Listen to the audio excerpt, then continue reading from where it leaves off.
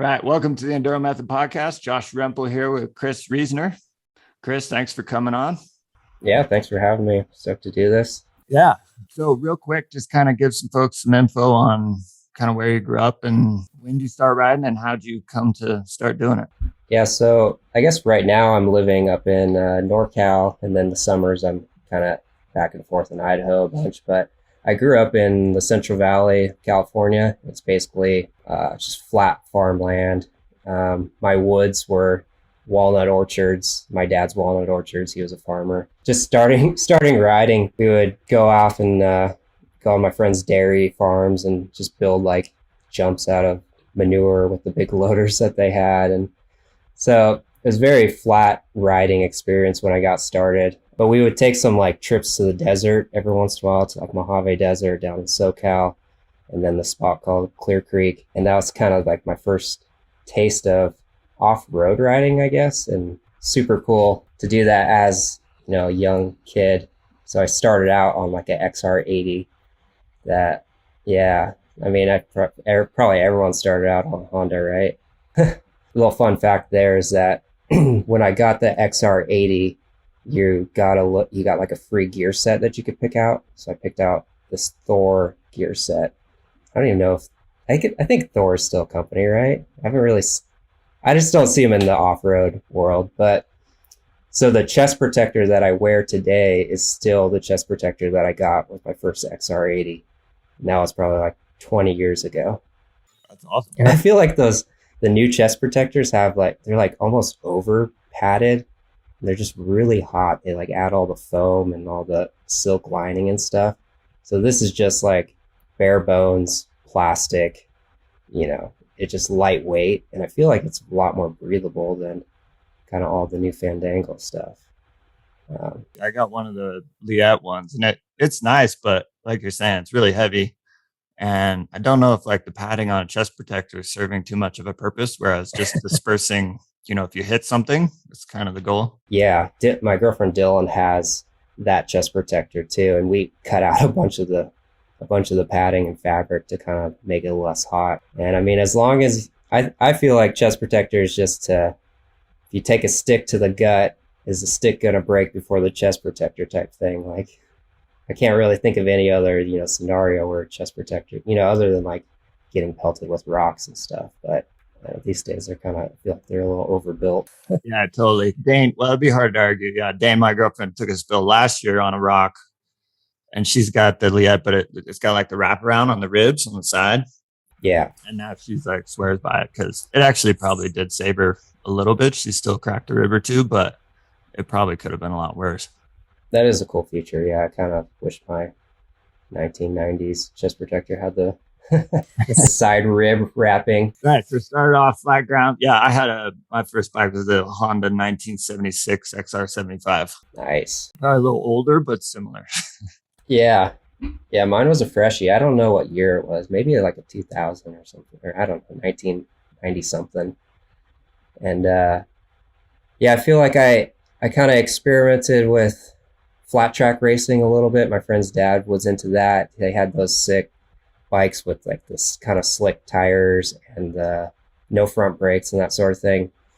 No front fender. So I took my front fender off my CR80 and went to race. Actually, it was TT. It wasn't flat track. So TT has left and right corners, and then there's one like pyramid jump. So it's like a technical version of flat track, which is normally an oval, you know? Right. And yeah, I tried that a little bit.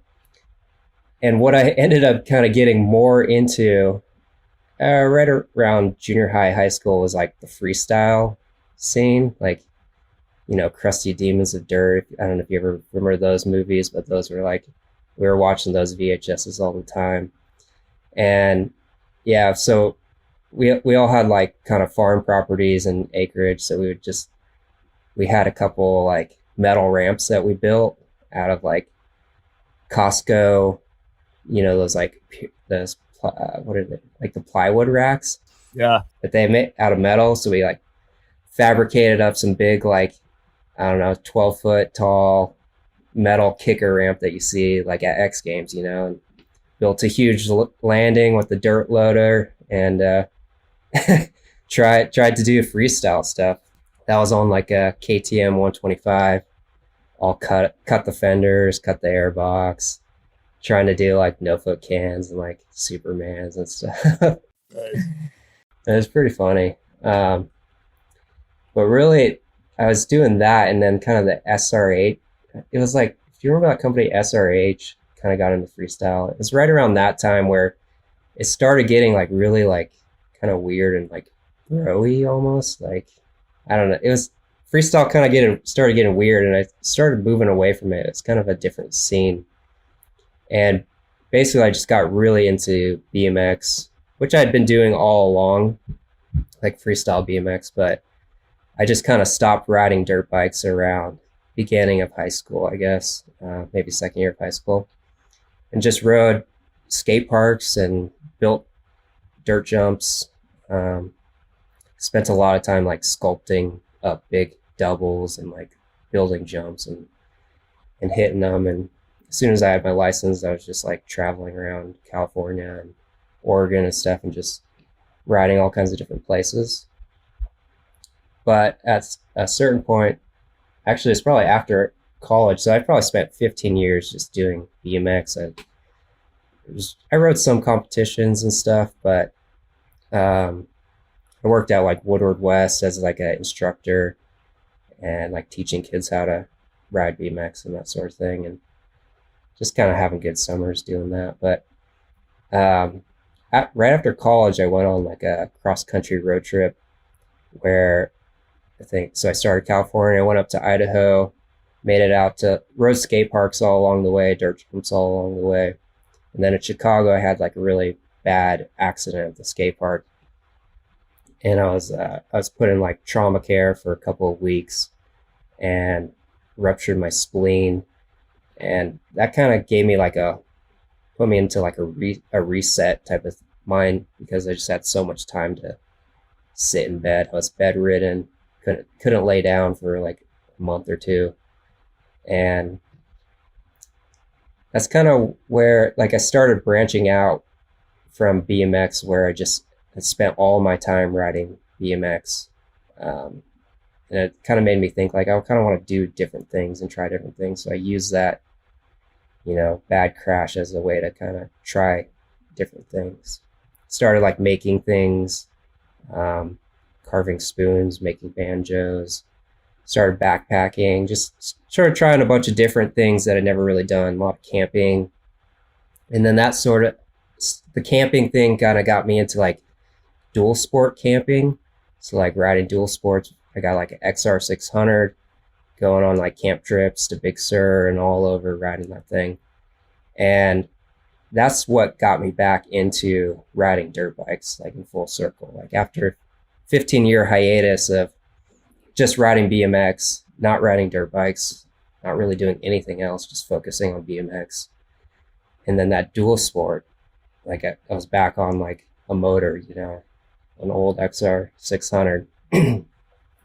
And I'd go ride with my buddies. They had like CR 250s, KTM 250 SXs, and we were just riding single track, and I was just romping the XR 600 behind them, just getting punished, And yeah, then I just started got a KTM 350, and then finally KTM 250 two-stroke. And from there, it's just been two strokes, 250s, and now 300s since then. But yeah, it was basically around there that that Trailbound came about,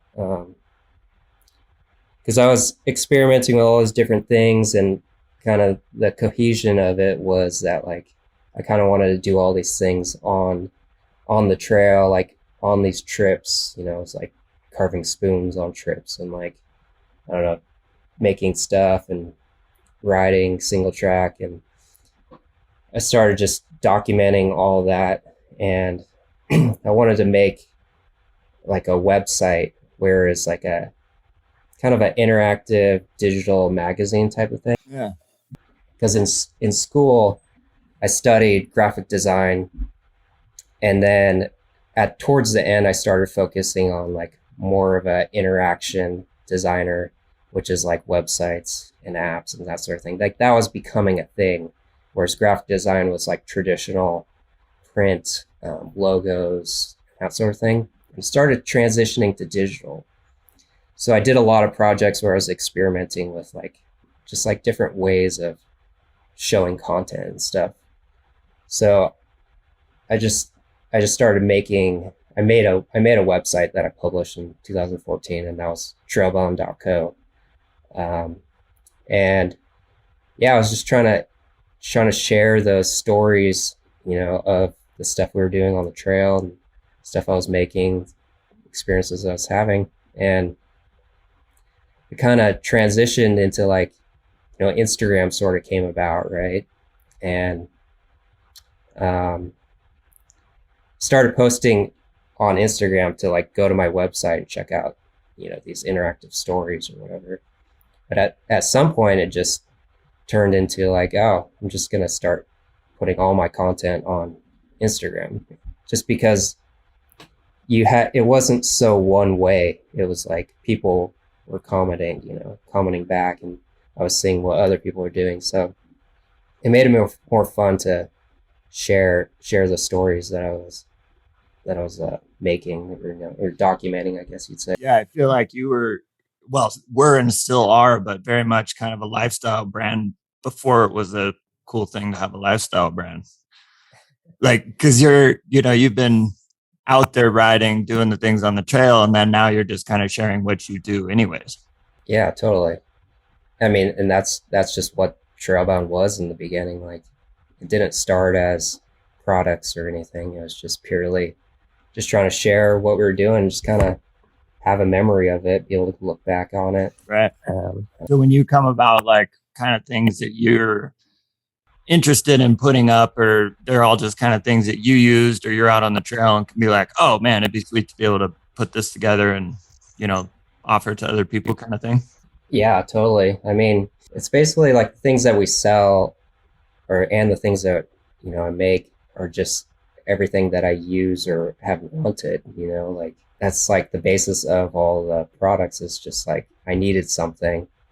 So, I made it, and then I just kept iterating on it, like kept breaking it until it, and then changing it until it didn't break anymore, like the chainsaw rack that I make, like I needed a chainsaw rack like years ago, and I just spent a bunch of time prototyping different designs, different ways of strapping it, different ways of holding the saw, different materials, and just I have like a whole box of just bent up aluminum, metal, like weird plastic, like all kinds of contraptions. And it just, over time, I figure out like the right design that's gonna like hold up to, kind of getting abused. And that's what's super fun for me, is just coming up with products and testing them and iterating on them. And that's what I did in school. It's just like they made you do like 100 logos of one type of thing, and you have to just come up with tons and tons of ideas. And I really like doing that, like coming up with ideas, figuring out how to make them a reality, and then testing them, and then iterating on them. Like that design process is like what makes me tick, outside of dirt bikes, like any type of creative process, creative thinking. Like that's what I really like to do, other than shredding dirt bikes. That's right. And if you kind of find them, all the better. Yeah, and that's kind of what's been happening, right? It's like it's cool. Like after college, like I started getting into furniture design and art and woodworking, and there's like a phase where I'm like, man, I really want to like quit my job as like a user experience designer, and just like make furniture. But at the same time, I was like, well, I don't know if my audience is like people, like rich people who can afford handmade furniture. It's like, well, I don't know, like that doesn't sound that cool. But like now with Trailbound, it's like it's awesome because I make stuff, and my audience, the people that are buying it, are like people just like me that love to ride dirt bikes. And I get feedback all the time from them. Like, if they break something, I can iterate on it. But, a lot of time people are just stoked on on the stuff. So it's just cool that's the direction that has kind of gone. Pretty free forming. Like I didn't really set out to create a bunch of products and sell them, spend a bunch of time shipping stuff. But it's kind of the direction that life's been going, Trailbound at least. Yeah. Yeah. It's interesting. I mean, you are basically your own avatar. Yeah, I guess. Yeah. I mean, that's kind of similar to like Enduro Method for Dane and I. Like, we're basically our own avatars. We work other jobs, but we want to ride on the weekends. We want to stay in shape for it. We want to race. We can depend how much time we want to put into getting in shape for that. But in general, it's just being about being healthy, being fit, and having fun on the weekends. Yeah, totally. And that's what's cool about like your niche of Enduro Method is that you've tested all kinds of workouts and stuff, and you know what's gonna like perform best for trail riding or racing or something.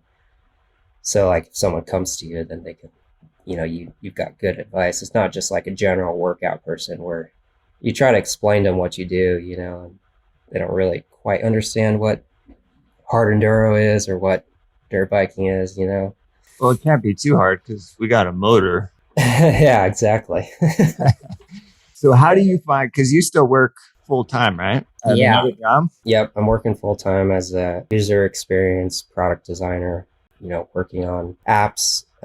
Basically, I don't like this bunch of jargon, but how I sort of explain it to people is that I'm like a architect for a house where the architect is figuring out the floor plan, how it's going to flow, how you're going to move through the house, how you're going to use the house, like where the bathrooms are going to be at. And then they work with a contractor to a construction team to build the house. So in like an app or whatever, like I'm figuring out how someone's going to use that app, how it's going to be easy or hard for them. Just trying to figure out how to make it easy, the easiest possible for them. And then I work with the engineering team and we produce that and then test it, change it, test it, change it. Just always iterating. So, yeah, that's what I'm doing full time. But, Trailbound definitely feels like a full time gig. Like, there's just so much time goes into just making the products, shipping the products, um, you know, updating the website, taking product photos. It's just like to run this company is like a million different hats. I mean, I'm sure you've got a taste of that with Enduro Method. Like, you guys have to create a website, you have to, create social media content. You're making products and all that. So there's just so much to it. It's a small business. There's like tons of different parts to it. Yeah, for sure. I mean, it's been an interesting thing for us having our gym here in Driggs for almost 8 years now. And that's like a totally different thing from having an online business. Physical location, people can come in, meet us, say hi. They know, their friends come here or they did, or they currently are and all that stuff. And so there you build rapport with people differently. Whereas online, I feel like, we're definitely just in this stage still of just building a base, being here long enough, having a voice in the space that helps people know we're legitimate too. And we're not just trying to, you know, sell something, right? We're actually selling a product we believe in and use and all that stuff. So yeah, it's definitely a different world. Yeah. I mean, and it just takes so much time, you know, just years of just grinding away slowly. I mean, like, I don't know, I've just seen like sometimes people try to they want to like make a company like Trailbound or something. And it's like, you don't just put stuff up and then people buy it. It's just one of those things that's just like years and years of just being out there and like meeting people and just creating, community. And then at some point, people like want to rep your stuff and it's pretty cool, but it's definitely not something that just pops up overnight. 100%. Yeah, I think the consistency part is is key almost, I mean, across the board, right? And almost any endeavor, but Yeah.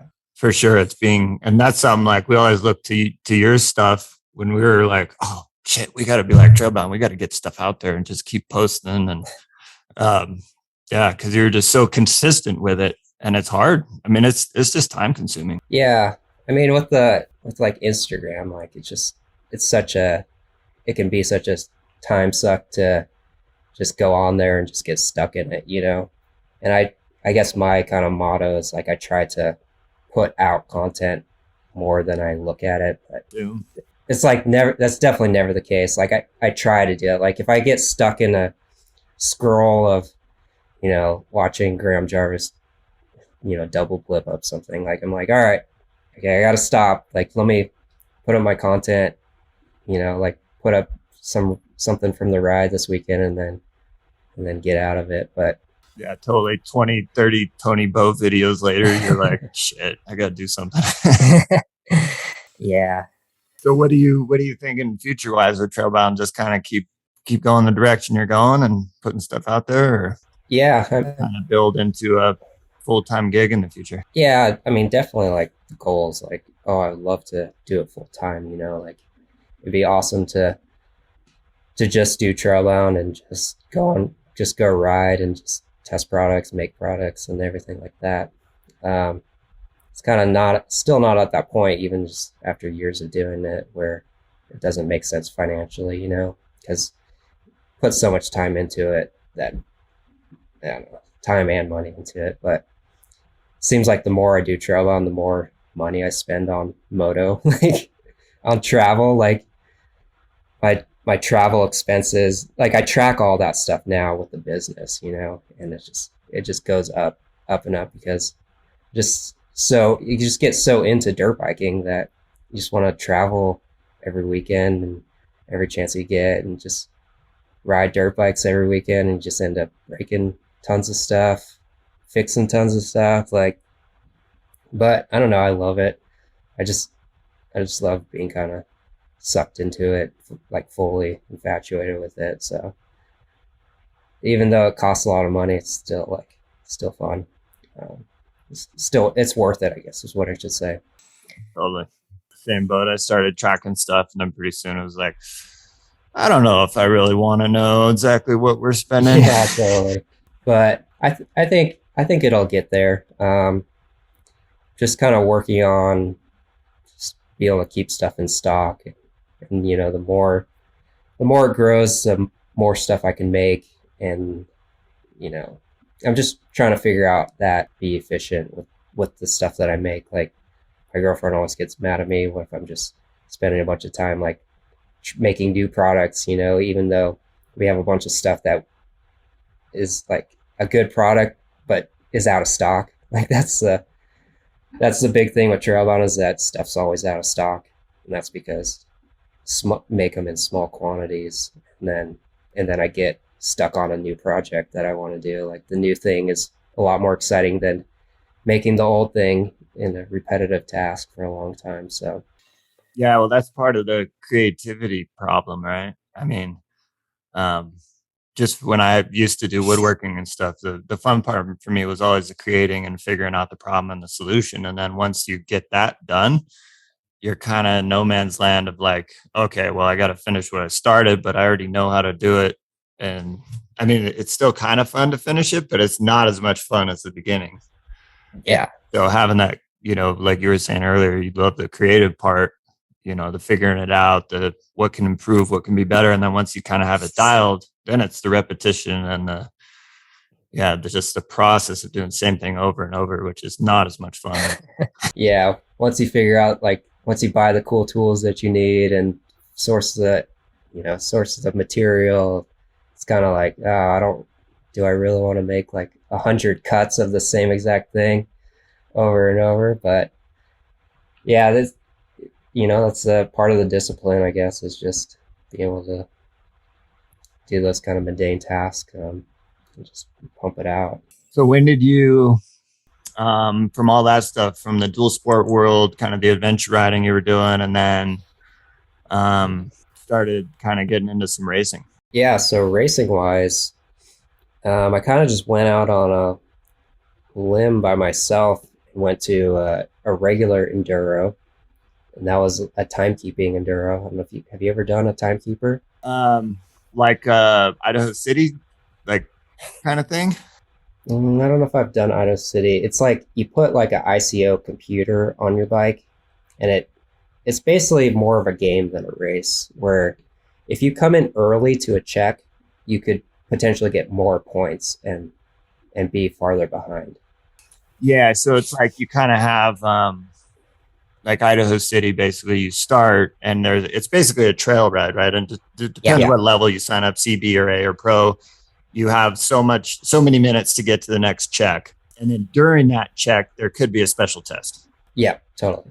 But you don't know when the special test is unless you're good at timekeeping and you see on the computer that like you're getting way behind, so you have to like haul ass to like get caught up.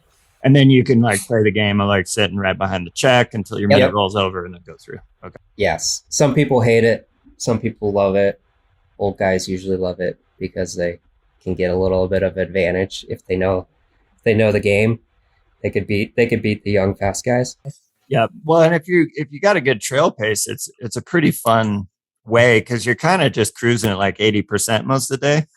And then you only got to hammer down for, whatever, 10 to 20 minutes, depending on how long the special test is. Yeah. But back when I started, like that full day, like 100 miles or whatever it was, like that beat me up. Like that was like hard. Uh, that was years ago. Yeah, I just did one of those and then just kind of started doing more of those races. Started finding kind of a community there, like knowing people at the races, even though I was going by myself. And like some old guys would help me out, give me tips and that and all that kind of stuff. So it's cool that like that you can just not know anything about a certain type of race and just go and then figure it out. Like like some people might be scared because they just don't know like how it works or whatever. But if you just go, there's so many people there that they could just help you, and it's always a cool community. Um, but yeah, I did that enduro racing for a while. C class. I think I ended up, after a couple years of doing it, like finally like won the overall C championship. I think I won like every race that year, which is a pretty cool accomplishment. Yeah. And then I bumped to B, but like the whole time I was always wishing that they would make the races harder. Like the kind of rocky sections that were in these, single track trail races were like my favorite part, but I wanted them to be even more technical, you know. And I kind of watched some of the hard enduro stuff in Europe, and like my buddy was really into it, so he kind of showed me, the Graham Jarvis stuff, Mara Ramon stuff, and I was like, yeah, that looks cool. Like that's what I'm sort of looking for. But it wasn't until recently that the AMA Extreme did like a full series, and actually I should say a West Coast series because there's a lot of East Coast hard enduros. I feel like TKO was over there, Mad Moose, and like all those races. But the West Coast, there wasn't really any hard enduros. Um, but with the AMA Extreme West series that they started, like that was like, I don't know, kicking the butt for the promoters to like make some hard enduro races. I feel like. Um, so I so I've been doing that series. I think this is the first full year of it, right? Like last year got shut down because of COVID. I don't think it was before that though. I don't either. There was something, but it was hard to. This was definitely the most like I feel like cohesive year. Yeah, I guess before that was like just like King of Motos. That was kind of the one West Coast race. Yeah, and Enduro Fest. Yeah. Oh yeah. You were at Enduro Fest. What is it? 2018, And 19 maybe. 18, 19. One of Yeah. the two. Yeah. But that was my first hard enduro. Like I'd done Idaho City, a couple enduros, Mhm. and then Dane and I randomly, like the week before, were like, "There's one in Reno. Let's go do it." And went and rode, and that was super fun. And the same, I was like, "Oh, this is kind of the direction that I would like to go." Yeah, it's just like kind of a different mindset, just trying to survive, trying to make it through the NAR. Um, I don't know, it's cool. It's a lot slower pace for sure, and I feel like it's a lot more physically demanding. Um, it's just kind of a suffer fest, but Right. Yeah, it's been I mean, that's kind of the stuff that we've always sought out to ride anyways, trails and stuff. It's kind of like find the hardest stuff you can. And that's kind of where we yeah, gravitate toward. I guess even with this series, we're I feel like me and a few other people are like also sort of complaining or whatever you want to call it, like about like making them harder, like some of the races just weren't like technical enough, um, and that I think it's because a lot of the people that are putting on the hard enduros were like doing hair scrambles before, or it was a hair scramble race, and then they kind of converted it more. Like the Idaho Sticks and Stones one, like I don't has that always been a that hasn't always been a hard enduro, right? They kind of just converted it. It's always been like a really hard hair scramble, right? No, well, I can't speak to in the beginning. I think let's see, 18, 19. So 18 was, I don't know, 17 or 18 was the first year I did it. And it was always 18 was hard, 19 was hard, and then 20 got canceled. But they were definitely hard enduros those years. I don't know how it started, Yeah.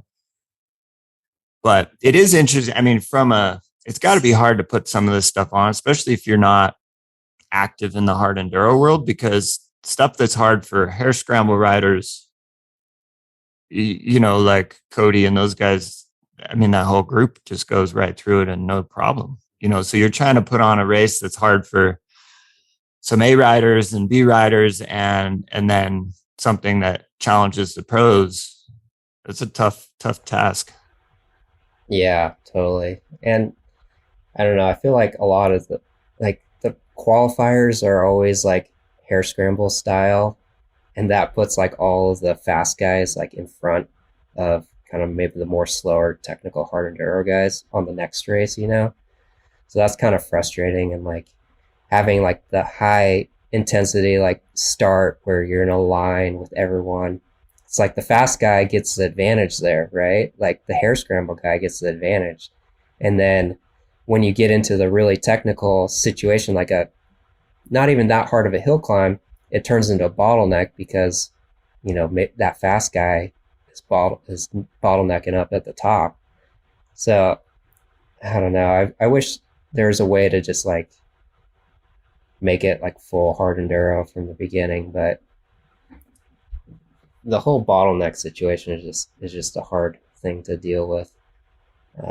Donner, the last race out here, Garahan did a good job with that. I think he saw everyone kind of complaining about all the bottlenecks in the whole series. So when we got into the technical situations, like he made it super wide. Like the tape was like I don't know, like 40 feet wide, and there's like multiple tons of options, like tons of line options, and it really paid to walk those sections ahead of time. And I mean, you started doing trials recently too, right? Yeah. So I just got the trials bike. I did my first competition, and every every little section you walk before and then you ride it. It's just see the line. So like doing that at Donner was like super helpful because you could see the line that was the easiest, but you could also see the line that was, if that easy line was full, you could take the way more technical line and kind of get around it. And there's multiple options to do that at Donner in like the big granite rock sections. And it really helped to walk the course ahead of time and be able to take those more technical lines. And really the bottlenecks, like I don't think I was in any bottleneck really. Maybe like one or two sections, but it definitely wasn't like Last Dog or Sticks and Stones in the river where there's like 100 people lined up, like waiting to take their turn at Disneyland type of thing. Yeah. Yeah. The Uh, Sticks and Stones being a spectator there. I didn't go to the Last Dog, but because the finger couldn't ride it, and just watching it, it was like if you were in the first 40 to 50 riders just from your start position, because it was only like 4 miles into the race. Yeah. Being ahead was a huge advantage, right? I threw it without a problem. And right around, I mean, I didn't count, but I was just kind of looking at people I knew coming through. And it seemed like right around the 50th to 60th rider, somewhere in there, it just started getting backed up. And so it's not that people couldn't get through it, but then, it gets jammed up, and then you're waiting in line to get over the log, but somebody stuffs it in front of you to, then falls over. And then pretty soon there's 3 more people behind you, and no one will give you the space to get over the obstacle. And then you're just pushing over the obstacle instead of being able to ride it. And then it just goes from there. Yeah. So, yeah, it seemed like that one. I had a bunch of friends who were in I don't even know where, probably maybe like 2/3 of the total group. And some of them just, 1 or 2 of them just turned around after sitting in there for 2 hours and went back to the truck. Yeah. I mean, that's kind of what happened at Last Dog, and it actually happened in my favor. So Last Dog standing in SoCal, that's the one where I blew up my 300, my Freshie 21 gas. It was probably like a mile and a half, 2 miles into the race, which there's just like one single line up a really steep, silty hill climb. And, you get halfway up it, and then you're just kind of pushing up it. And people are just throwing silt in your face the whole time. And a bunch of silt got past my air filter. I think the air filter might have been like folded over the edge or something, because when I got into the motor, there's just like so much silt in the throttle body, and then you take the throttle body off, and the reeds were just caked as if it was like an air filter. Like the reeds turned into an air filter. Like it was nasty. So the cylinder was all scarred up, and yeah, so that was my first bottom end that I did on a bike before Silver Mountain. So but anyways, yeah, that was a fun expensive racing experience. But that silty hill climb, I got about to the top where my bike gave up, tried to start it like 50 times, turned around, went down, and then, I think people were just starting to turn around right there because they're sick of waiting in line. And what ended up happening, because I DNF'd, I thought I was going to like lose all the points on that race, but so many people turned around that I ended up getting third, because I scored well in the race before. I think I got first in the qualifier or whatever, race one and two. And yeah, so in the B class, one person, Aaron Cox, he made it to check 2, and one other person made it to check 1. And of all the other Bs, I don't think anyone made it to check 1, like of the main hard enduro race. So I don't think it was that it was too hard. I think it was just too long of a bottleneck, and people were just over it. Or when I rode down and was like, shit guys, I think I blew up my bike, they're probably like, I don't want to blow up my bike. They got over it too. I don't know. Right. But yeah, it's racing. Yeah. So did you do rev limiter? I can't remember. No, I've never done rev limiter. Yeah. So that was the only one you didn't do in the West Series, right? Yeah, that was my skip. So thankfully the West Series lets everyone drop one race. So that doesn't count against your score. So looking back, like I probably should have done all the races and then dropped my lowest score, which, that would have helped me. But it was just so far to drive to Texas. Have you done it? Mm-mm. We were actually planning on going COVID, and we had our bikes lined up to get driven down from Salt Lake and everything. We had our plane tickets. We were going, and then it got canceled. Oh no. Yeah. And then this year it just wasn't in the cards. Well, I got hurt too, and do a lot of places, but I'm not going to drive down to Texas and not be able to ride. I know, that's such a bad drive. It's kind of that race. Like, it's like, should it be on the East Coast? It's not really on the West Coast. It's like kind of way out there. It never really caught my attention too much in terms of the terrain and obstacles, but I did talk to like that guy AJ in my class, and he was like, that was the most hard enduro of the races. He said he just felt like overall it was like very hard and technical the whole time. So I'm kind of thinking maybe next year I might make the haul out there and check it out. Yeah. Yeah, my goal this year was to do the full series and hit all the races. Um, and this next year, I'm not sure.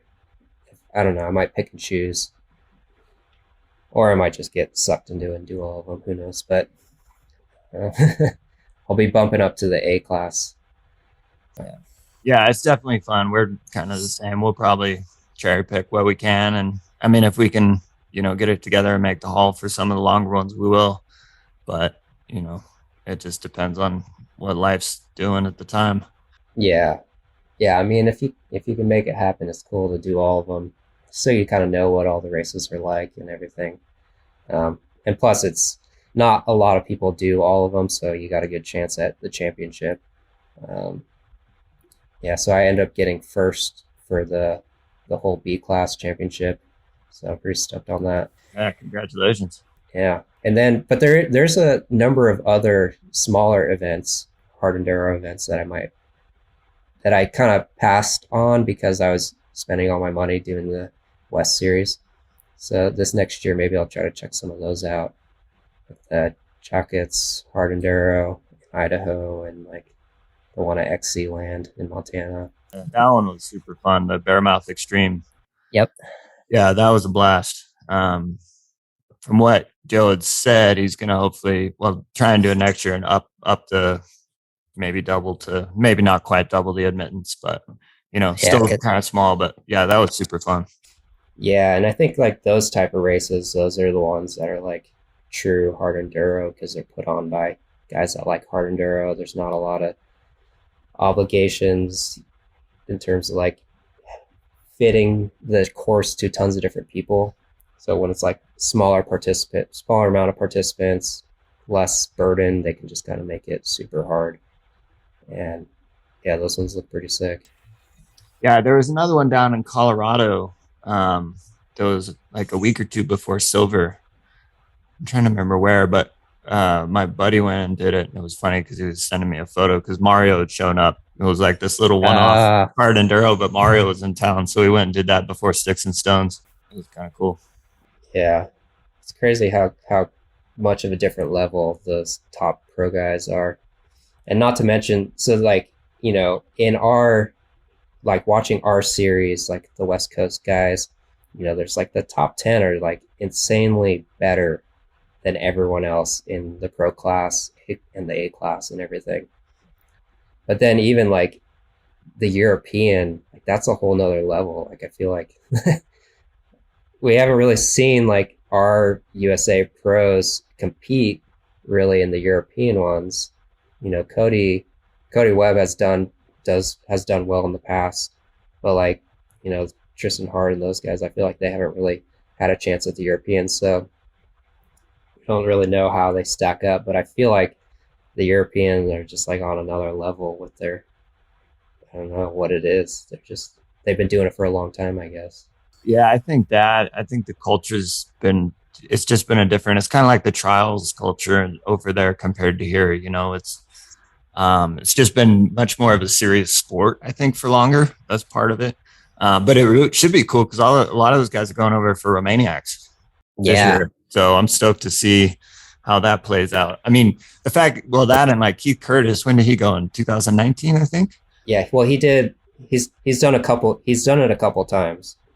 He did it last year. Well, the year that wasn't canceled with COVID, and then, but he did. I think he did a lot better a couple years ago. So. But yeah, it's super cool. But this year, because Cody's going, Tristan's going, Nick's over there, but he's going silver this year, I think, and then wants to run gold next year.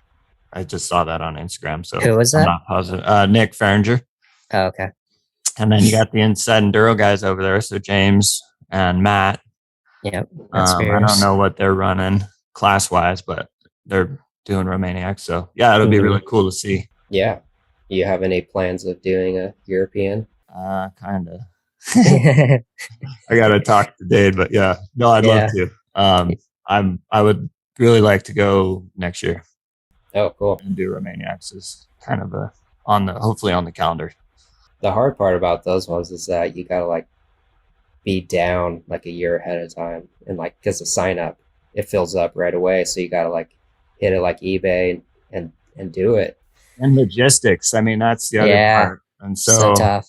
I'm talking with some of my friends here, and then there's kind of a little group out of Montana that sometimes makes a trip that might be able to team up with or get in there. So it'd be really fun. And I feel like if I don't put a date on it and try and really work toward it, it's one of those things that's super easy to slip away. Yeah, it'd be a really fun experience and good time. Yep, that's kind of like the ultimate hard enduro goal, right? Like to do a European one. Yeah, because it is such a stretch. Yeah, and it'd be really fun to with Enduro Method too, just be able to document training, document kind of everything leading up to it, and build out plans for stuff like that in the future. That maybe it's not a subscription based, but it's a one-off training plan for something like that. Yeah, because those events, like, you definitely don't want to go and waste your time over there, right? You want to treat it pretty serious, even if you're not. I mean, I'm not competitive in a winning sense, but I'd still want to go over and give my best showing, regardless.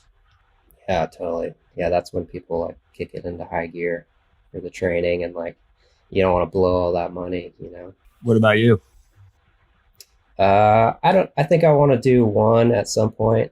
I don't quite have a plan of when I want to do it, but still trying to figure out which race it would be. It's like Romaniacs is cool because it's like the best bang for your buck because you get so many days of riding. Right. But it might not be my favorite type of terrain. Like it's not super rocky. It's more woods, steep switchback hill climbs. There's definitely some rocks, but yeah, so kind of got to research all of the different races a little bit more, watch a lot of YouTubes and see which one is like would be the best. But nice. Yeah, I had found I just turned 40 this year, and I had found this piece of paper I'd written on like goals before I turned 40. And this was I think I was 36, so probably 4 or 5 years ago. And one of them was race in a race where there's a Red Bull arch, but it was what I meant was like a European race. Because I was like, well, I did TKO not last year, but 19. I was like, well, that counts. And Dane was like, I don't think that's what you meant. And I was like, yeah, you're probably not right. Or you're probably right. Half accomplished. Yeah, exactly. So yeah, it'd be super fun to go do. So trials wise, you just got a trials bike a little bit ago. Yep, same one as you. It's a Scorpio, right? Yeah. Orange rims. It looks like a KTM. Yeah. Made by Sherco. Exactly. Yeah, the thing's been awesome. Are you getting around? Can you ride right around your house too? Yeah, I've been just kind of pulling. I've just been carrying as much junk out to my property as I can, as I could fit in the moto van. So rocks, as big as I can pick up essentially, and then I'm just stacking those up into piles. And yeah, I've just been riding that thing a bunch. The weekday evenings, super fun to just jump on that thing and practice slow static balances and nose pivots. And I've been spending so much time trying to figure out the Jap Zap, where it's like it's what you use on like a undercut, and instead of like a normal log hop where you just kind of wheel into it and ram into it, you wheel into it and ram into it, you tap that front tire, and then the back tire jumps up onto the top of the gap, onto the top of the obstacle. Yeah, exactly. Getting the tire to basically leave the ground. Yeah. And then land on the object instead of basically wheeling into it and rolling up and over. Yeah. Which is like super hard on an enduro bike, and like kind of hard on the trials bike. It's kind of easy, but like it's it's hard to do it all the high stuff. And I just could not get the timing of setting that front wheel where it needs to be, compressing the rear suspension, dropping the clutch, throwing your weight forward, popping of it. Like, it's just like so many things. And it's cool to try those things, because then when I'm like helping my girlfriend figure out how to like do stuff on her enduro bike, it's like, yeah, there's so many things that I've learned to multitask on a dirt bike with the clutch and the gas and brake and all that. It's like, gives me a reminder like how frustrating it can be to like not be able to get that timing perfect. But yeah, that's kind of my current goal, is to get big jap zaps up stuff and to do it with proper technique. Because when I watch videos, it's like my weight is like it's like way far back. It's not like up on the front of the handlebars like I'm watching like the pro guys do. So right. I feel like that part, I'm same boat, just continuing to try and work on that. And then the other one is being able to hold the pressure. So when you land, you're not just slamming, you're not at the mercy of momentum, right? You're actually able to have some control over the bike when you get to the top of the obstacle. And then maybe a little bit from there, vision and seeing where to place that front wheel.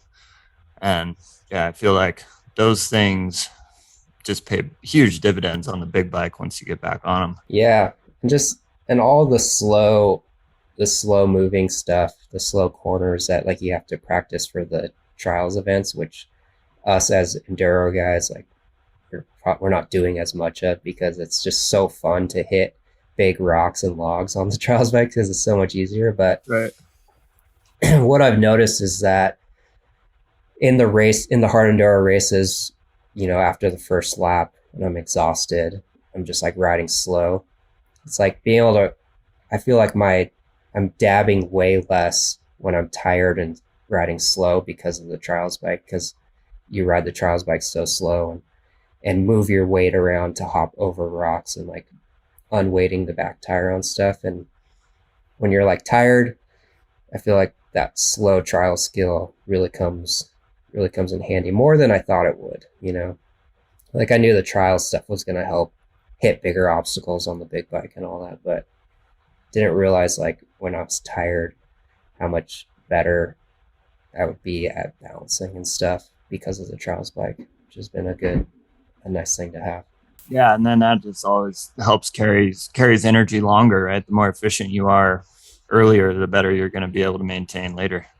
And that's kind of the my goal when I was just doing regular enduro racing is kind of the same as my hard enduro racing. Is to like be able to do the race at full potential and not get exhausted and like just start sit down riding, like what happens when you, and like I got kind of close to that when I was doing the regular single track enduro races, but now moving on to hard enduro, like I'm kind of back in that boat where I'm like exhausted, like after one lap or halfway through, so like my goal has just been to like, can I ride a race at my full potential, the full race? Like if I can do that, I'd say I would be happy, but at the same time, maybe I'll probably be bummed because it's not hard enough or something. like maybe, I don't know if I actually want that goal to come true or not, but I say I do. Like I want to have that endurance and have the skill to not waste energy. Right. So like this year I've been, I started doing like a 365 thing where I just exercise every day, I watched my buddy, he documented his on Instagram, which I'm not doing, but he did a story like every day saying day 1, day 2, day 3 of him, pedaling his bike, whatever. And he's up to like 600 days or something, but I've stayed really consistent to that. And I found that like I have to do it in the morning. Otherwise it's too easy to not do it in the afternoon. It's too easy to make an excuse. So kind of my main workout, my amateur workout is just like, as soon as I wake up, I just like put on shorts and then go out and pedal the mountain bike on the road, on fire roads, following the train tracks, like not really any like gnarly single track or anything, just just pedaling for a full hour. And I've really seen an improvement on like the endurance for racing and riding just from doing an hour every day, like of pedaling. It's been a huge thing. So I guess I've been trying to figure out like what's the next step there. So I've talked to a few people, but like, before the races, I'm just starting to like do more like sprints on that mountain bike ride, like here and there, like up a hill, like push really hard. So I don't know. I kind of like to hear your opinion on how to make the most out of like what I'm doing, like this 45 to an hour minute mountain bike ride, because I think there's something there with the intervals, that I've kind of read about, like interval training or high intensity or whatever. But yeah, what do you think? Yeah, for sure. I think so. There's kind of two areas that you would kind of want to train, right? You want to hit your aerobic base or like zone 2 work, which is going to be kind of longer and slower, right? I don't want to call it easy, but it's definitely not hard. Like you're not finishing those exhausted. And the hard part about zone 2 is that it takes so much time to build. So like you're not going to be able to build a big aerobic base in like a month.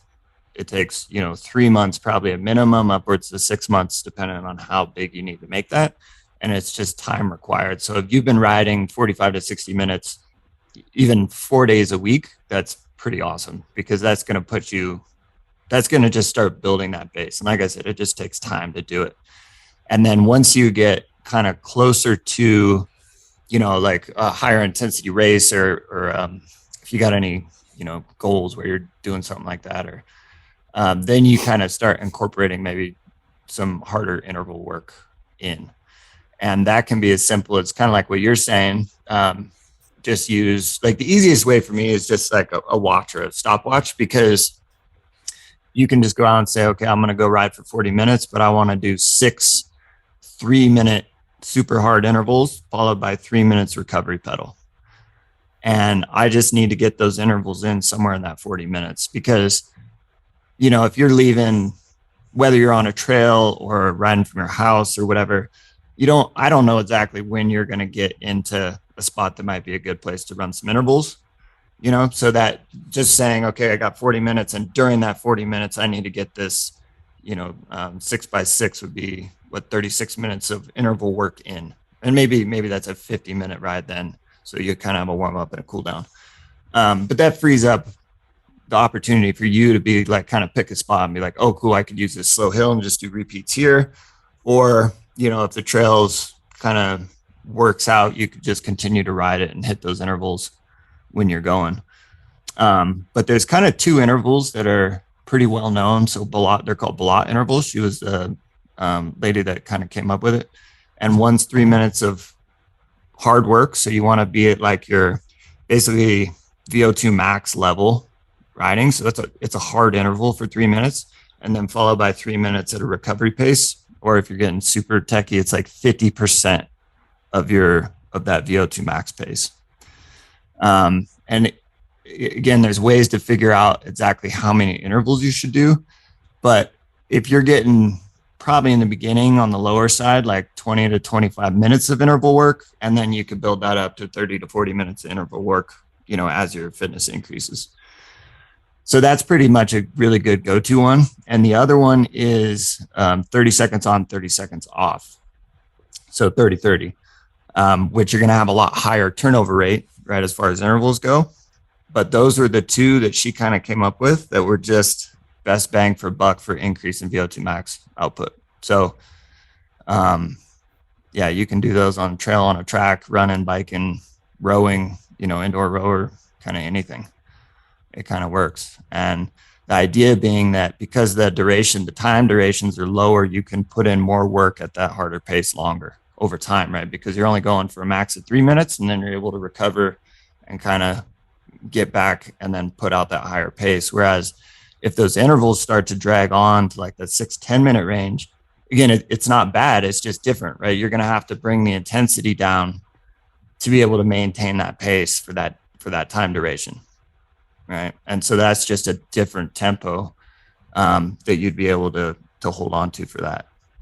So for the recovery sections, like, would that be like coasting or kind of just chill pedaling or like completely stopping and just catching your breath type of thing?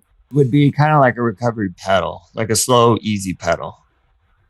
Yeah, definitely not taxing, but in theory, you're just regrouping enough to be able to put that effort out. And that 3 minutes, like you're going to hit the end of that 3 minutes and it's not going to be a failure to be able to hold that pace, but you might be questioning whether it was a good idea. You know, it's going to be hard. And so you go for that 3 minutes on, and then you just want to keep moving and kind of, you know, not come to a complete stop, but it's definitely not, you know, you're able to recover during that time. Yeah. Because that's the whole idea with like for hard enduro is like you push really hard on a section and then the idea is to like be able to recover, right? And continue to go. So like you're teaching your body to like, hey, we're going to do this hard thing, but I'm going to be able to like get back up to speed quick versus like just doing like a long, normal, hardish ride. Like you don't have any time to learn how to recover. Is that what it is? Well, it's kind of two things like so let's use an example of like an hour, right? If you're going to go out for 60-minute pedal, and we'll just say on a mountain bike, so we'll keep it the same. Like if you know you're going out for a full hour, you could push probably pretty hard. And if it was a quote unquote test, right, you would be going as hard as you're able for that time. Now, if you're doing like a zone 2 work, you're intentionally going sub-maximal, right, to create changes in the body to be able to adjust for that duration. And so if you kind of need both is all. You need the long, slow distance stuff that's sub-maximal, which is like, you're building the base bigger and bigger, right? And then you need the super high intense stuff within the aerobic range, which is then you're building kind of that base, you're starting to build it up, right? And as that base gets bigger and the intensity ramps up, then you're starting to get into the anaerobic stuff at the top, which is kind of without oxygen and like the super sprint, or like 100-meter sprint at the top. Then you got like your ultra marathons at the bottom. The most important part of this base is the aerobic part, because the aerobic part is the part that refuels all the anaerobic work at the top. And so like, I always think hard enduro, it's an endurance sport, right? Even though there are times where you're like picking your bike up or you just crashed and you just gave everything you had, you can't breathe. You got to actually sit there for like 20 seconds before you can actually get a breath. And then you got to repeat and go again. But if you got a robust aerobic system, you're going to be able to do like 10 of those moments maybe, right? And if you don't have any fitness or aerobic system at the bottom of that, maybe you got 2 of them, right? And then you're just whooped, like nothing works anymore, you can't function, kind of stuff like that. I don't know if that answered your question at all. Yeah, totally.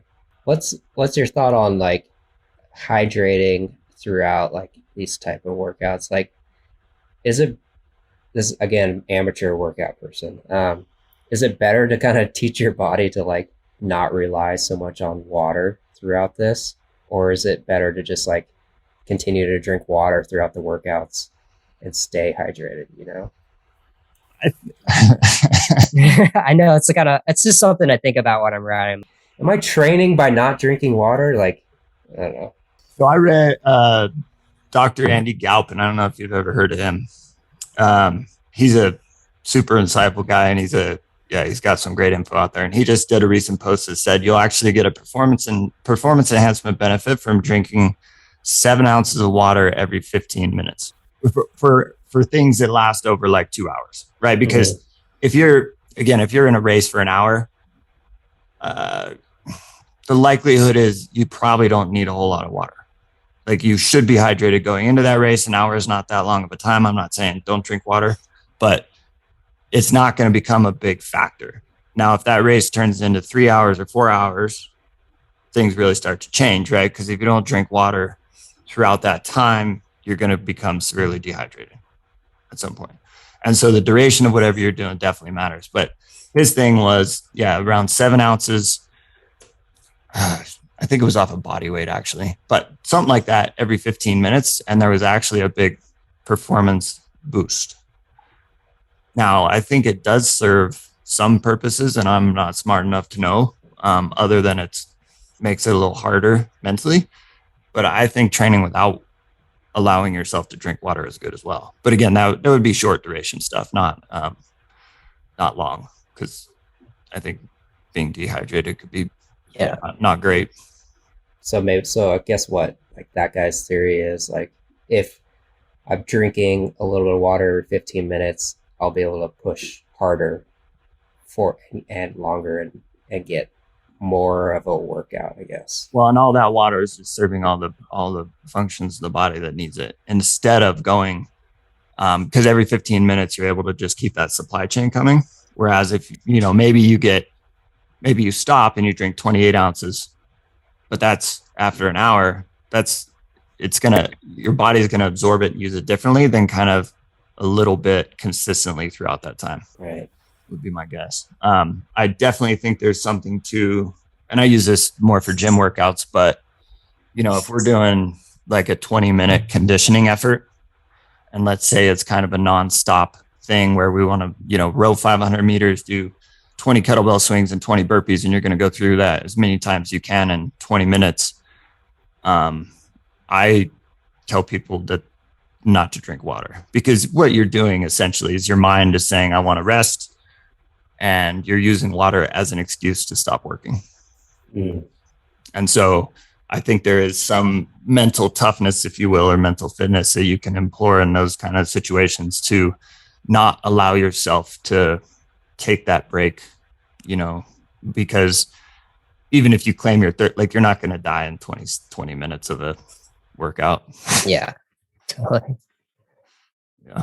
So I think there's some usefulness to playing with that a little bit. Obviously not on a side of like putting yourself at risk of anything, but like I recently with my finger, and we have been staying at a place for a little bit, but it's just up Ski Hill Road for us. So it's a nice like 6-mile road ride.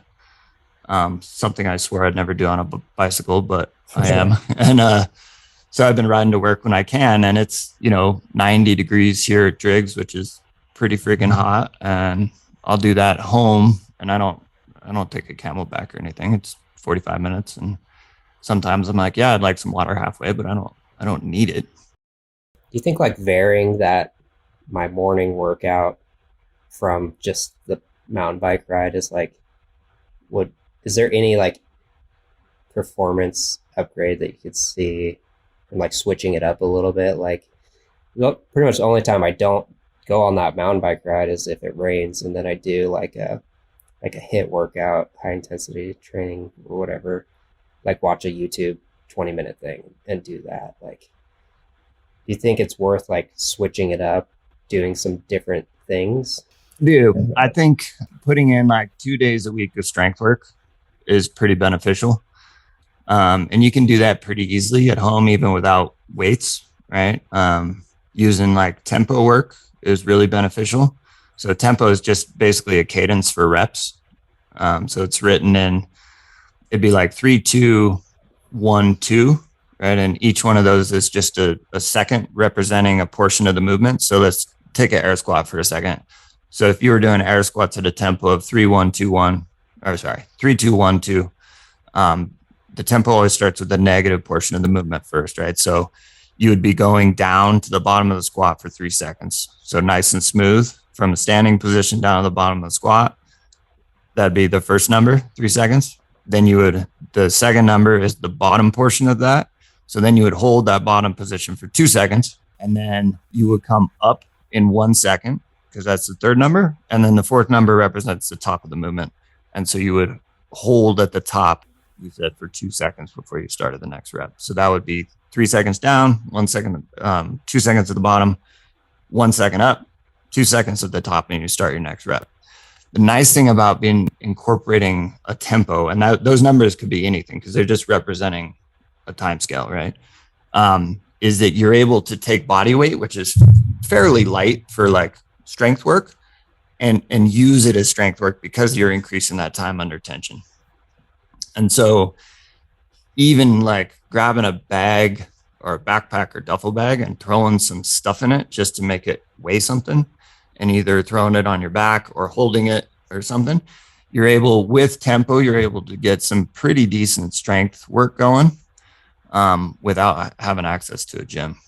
And so you can also then increase that even more by doing single limb movements, whether that's single leg squats or Bulgarian split squats or stuff like that, and kind of getting creative with upper body movements, still at tempo, but you're able to get some decent strength work in without having, a plethora of dumbbells or barbells or stuff like that. Yeah. And so the way I kind of always look at it, if you're trying to, do 2 days a week of that, you can easily get in some like leg pushing stuff on maybe a Monday or Tuesday, which are like squats, and then pair that with the upper body, either push or pull, and then just flip that around on the other day of the week. So then you're doing something that would be like a leg pull, which could be like a deadlift, right? More posterior chain. So picking something up off the ground. And then whatever you didn't do, so if you did push-ups on Monday or Tuesday, then you're doing like pull-ups on that following day of the week, right? So throughout the whole week, you're at least getting some total body work in. And it's not so much that, because again, like I believe strength is a big part of dirt biking, and it's very beneficial from a longevity standpoint, from injury prevention, from, recovering quicker for riding more and all those things, but it's not a strength sport. And so you definitely don't need to be lifting heavy and hard in the gym 5 days a week. You can do kind of like minimal effective dose, similar to that zone 2 work. If you can get a minimal effective dose in, you're kind of going to get best of a lot of worlds.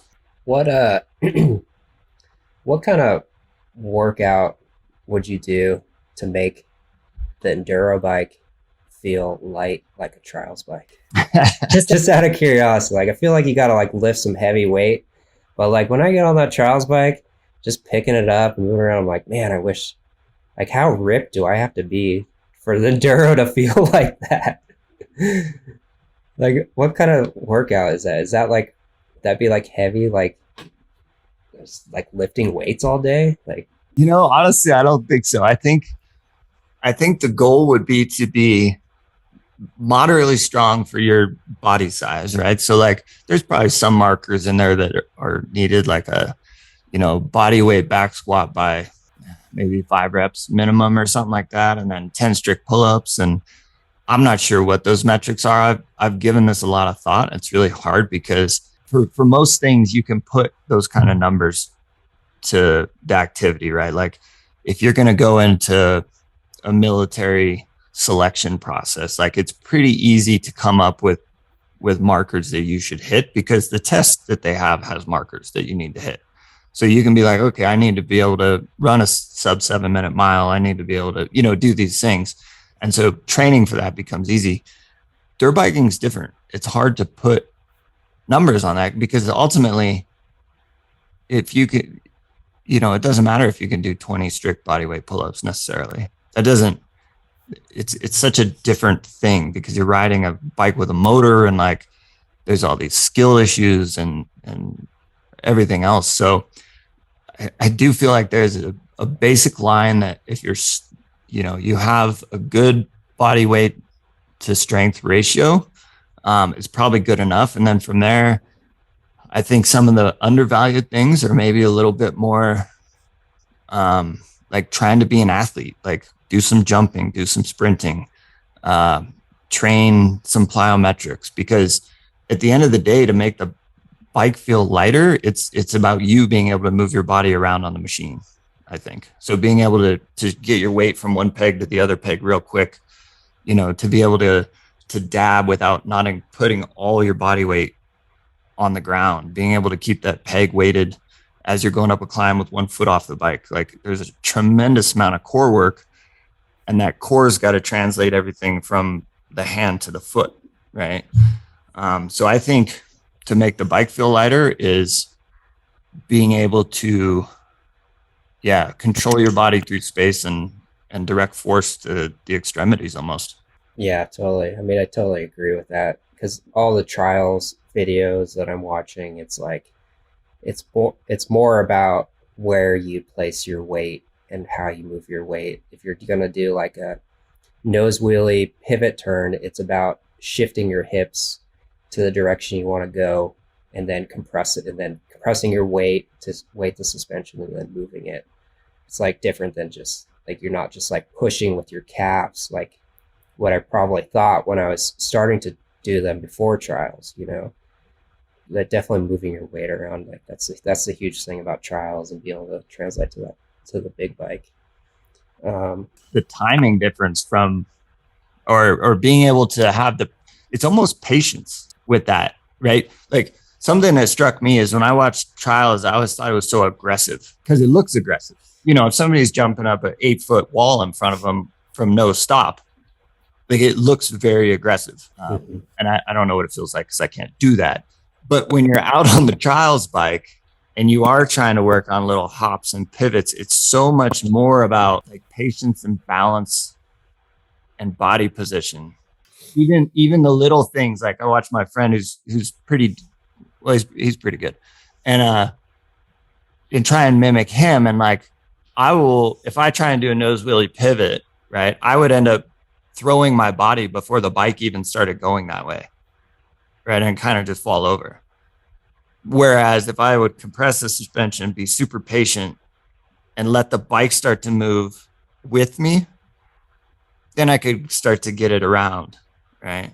But I was of the mind, like I would try and do it with my body without letting the bike do the work that it should be doing too. If that makes any sense. Yeah, that's it. It's tricky. It's a weird sport. Just like yeah. So it's a lot of different things that you have to balance together to figure out. Kind of maybe the last workout question, just for picking your bike up off the ground, you know, bike falls over, maybe downhill, and you have to like pick it up by the handlebars. Like, what would that be, like a squat or something that would help you lift that up easier? Because that takes a lot of energy out of you if you have to do that. It does. So I feel like focusing on like a few of those small things, like I feel like could be a pretty good gain for. Yeah, I think deadlift and then either a bench press or a strict press, those two movements, because you're kind of going. So a thruster is like a good one, but definitely a little bit harder to load, maybe safely and heavily. But deadlift is a good one. Learning the proper deadlift form and then being able to apply that to the bike too, just as far as being able to keep the back in a good position, use the legs and not just bend over with a rounded spine and then crank on it. Yeah, that makes sense. It's almost like figuring out how to use your body properly to get it up. Yeah, definitely. Tire flips, which is definitely more of a strongman or kind of a little bit of a CrossFit thing, are really good just because you're getting really low, like because barbells are about 9 inches off the ground with plates on the side, right? And so, but a tire, if you're trying to get your fingers under a tire, you got to get down another 9 inches. So being able to get down there in a good low or a braced position and then pick it up. And then what you'll see with the technique of that is like you get your knee under it, right? And then you flip your hands over. And then from there, it's more of a push with the legs and push with the upper body. And so that to me is actually really similar to sometimes getting a bike up off the ground. Yeah, no, that's interesting. Good way to think about. So see more tires for trials riding. Yeah, exactly. And lift them up every once in a while. And then all those rocks that you could barely get in the van. That's a good one. Oh gosh. Yeah, those things are tough to get in the van. Just lift those suckers up, huh? So awesome. Well, you got kind of anything else you were wanting to get out there for let people know how to get a hold of you? And yeah, I mean, I'm mainly on Instagram at Trailbound Co. Just posting parts that I break and cool places that I ride, and everyone else that's doing it too. So that little bit of YouTube, I try to get the race videos out. If anyone's curious about watching some of those videos, I do commentaries of that. And if you want to check out the parts that we sell, trailbound.co, it's the website. And yeah, about it. Thanks for having me on the podcast. It's cool to do this. I'm hoping both of our fingers are healed up soon, and we can do some riding up north. For sure. Awesome. Well, yeah, first guest. Thanks a lot for being on Enduro Method Podcast. Yep. And, we'll have to do it again at some point. Oh, well, yeah. See you soon.